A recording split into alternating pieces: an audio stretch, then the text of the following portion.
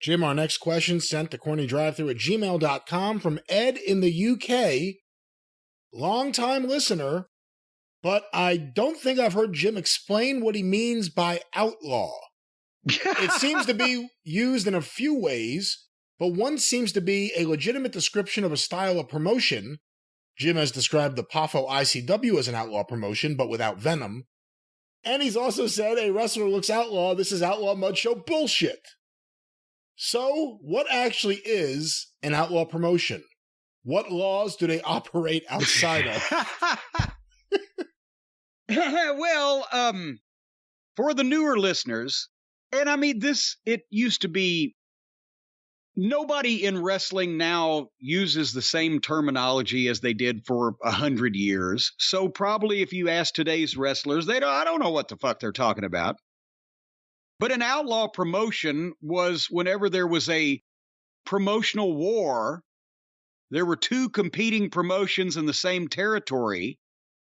One of them would be affiliated with the NWA or be the incumbent promotion in that area, and the other one would be an upstart involving outlaw wrestlers. It's an outlaw promotion. The opposition was always the outlaws. They were not legitimate. They were not established. They were not according to Hoyle.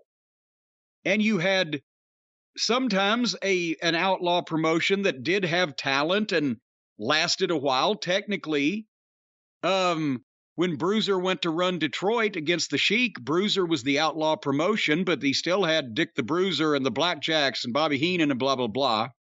Or with the PAFOs, there was a few names, and then it went drastically downhill from there. But whatever the case, an outlaw promotion is generally run on a shoestring. They don't have a big budget. The talent is not the big names that you might see on the cover of the magazines in the day or that you've seen on big-time television. Everything's done a little cheaper. Nobody's quite as professional at their job. And depending on how outlaw you get, it can go all the way down to 6 guys that figured out somebody to buy tights and boots from, or maybe even just wore tennis shoes and street fucking clothes, and built them a ring in their backyard, and they sell tickets to 22 people to come and watch them play wrestler, and that is an outlaw mud show. Because the ring's out in the backyard in the mud, and all this talent is outlaw. And, I mean, it used to be a pattern, a figure of speech in wrestling when, a guy would come in with a new jacket or a new pair of boots or a new gimmick that the booker had given him or something, and other guys are talking about it, and they're like, boy, that looks outlaw to me. Or just a low-budget anything, a fucking little gas station on the side of the road in some podunk town. It looks like shit. Boy, that's an outlaw gas station if I ever saw one. It was cheap shit, untalented, untrained people. Hey, kids, let's put on a show type of thing. Did I mention the shoestring budget and the complete lack of professionalism of everybody involved? That's outlaw. And guys used to say if something looked off kilter, and it didn't just apply to wrestling. You had some kind of fucking outlaw suitcase you got going on there, George, or whatever. It was a derogatory term for cheap, low-budget, pretend bullshit. Well, perhaps you're a promoter and you have this outlaw coming into your territory causing problems and you need to do something and you don't know any vigilantes, you may want to sue. Well, in that case, then I got a story about this, so go ahead and play the music and let's tell it.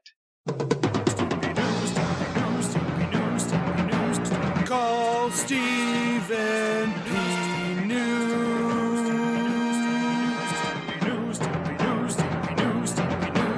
If you need to sue.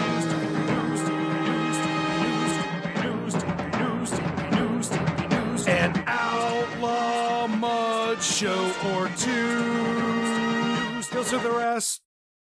Folks, the one man who's not an outlaw in the world of the legal profession is, of course, our friend Stephen P. New at newlawoffice.com, 888-692-8084. He's no outlaw. He's the the standard bearer in his field.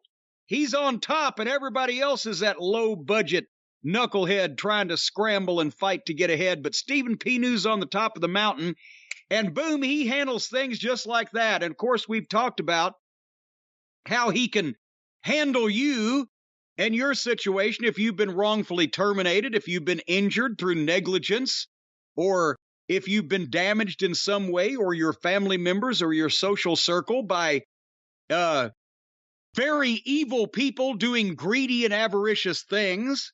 Well, he can take care of you, but he can do the little stuff too, because, Brian, I'll give you the fill-in on this at the same time as I give the folks out there.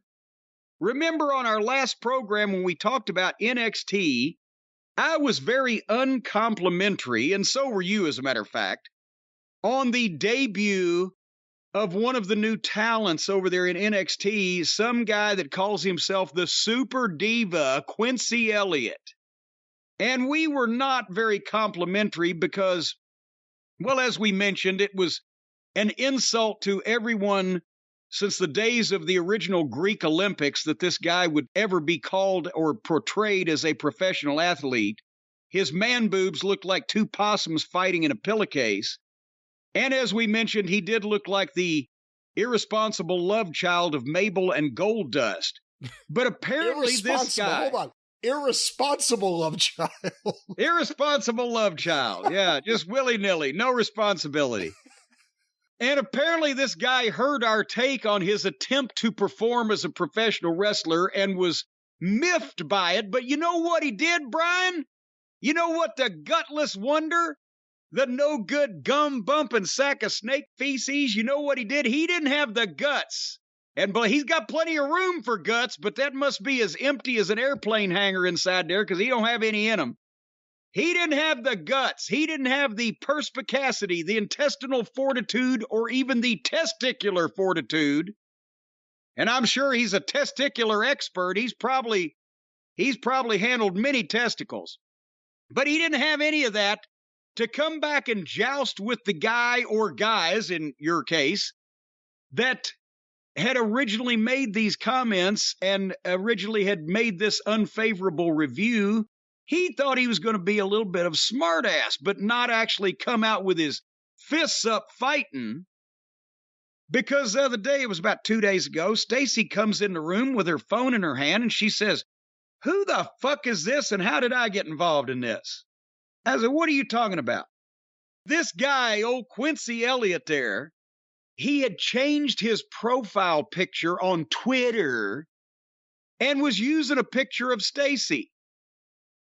And also had taken a picture that she tweeted for my birthday of us in a fun moment on one of our vacations, putting our arms around each other, and had put his ugly face over mine. And somehow this is what he thinks is going to just drive me insane to get even for my completely honest review of his lack of talent. But I didn't see why that my wife should be involved in this, and she didn't make any comments. I mean, who are you going to go after next there, Quincy? You going to go after Harley Quinn, try to bully my puppy dog because you're too scared and you're too gutless and your little shriveled up dick doesn't give you the testosterone to fucking come after me? I think old Quincy wants to be famous, I'm thinking. He wants to do that. So what I did was, Brian, I called up Stephen Pinew. And I said, "Stephen," I said, "we got a case here of this guy who somehow maybe he won a contest. Maybe he was the fourth caller to the NXT offices and won him a developmental contract. But he's so new and he's so green at this that he doesn't even have the blue check mark on Twitter yet. And he obviously does not know that there is a short list of people with whom that the underneath talent is not supposed to engage because things can go bad quickly."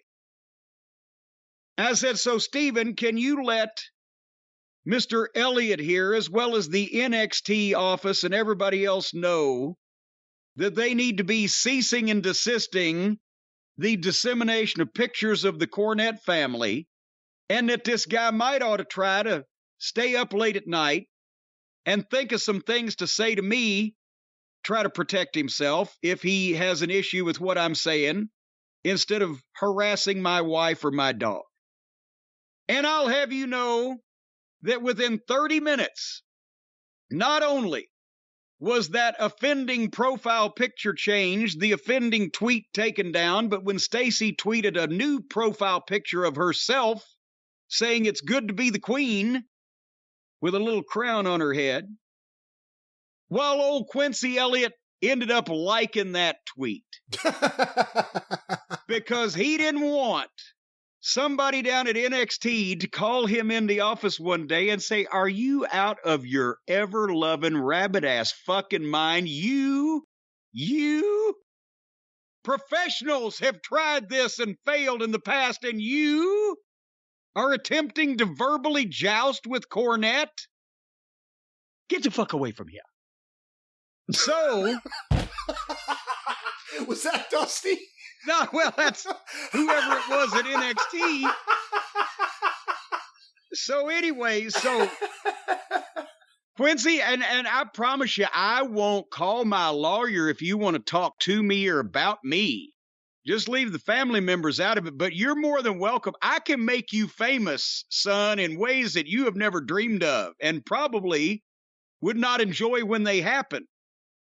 So I gave my review of your attempt to wrestle.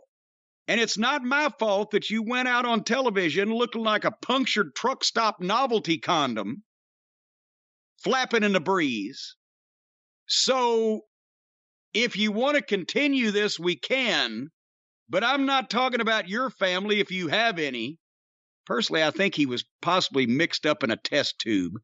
But if you want to go back and forth, we can continue this. And I'll make you curse your mother for the day that she hatched you, if you're not careful. But that's what Stephen P. New can do for folks. Boom. Just the twinkling of an eye. So if you've got a tweet you want to have taken down, or if you've got a major, greedy, avaricious corporation that you want taken down, it don't take him long. Stephen P. New, newlawoffice.com. 888-692-8084, because when he walks into court and he pleads your case, and then the judge turns to the other attorney, you know what the judge is going to say to that attorney? Get the fuck out of here. Stephen P. New. Stephen P. New.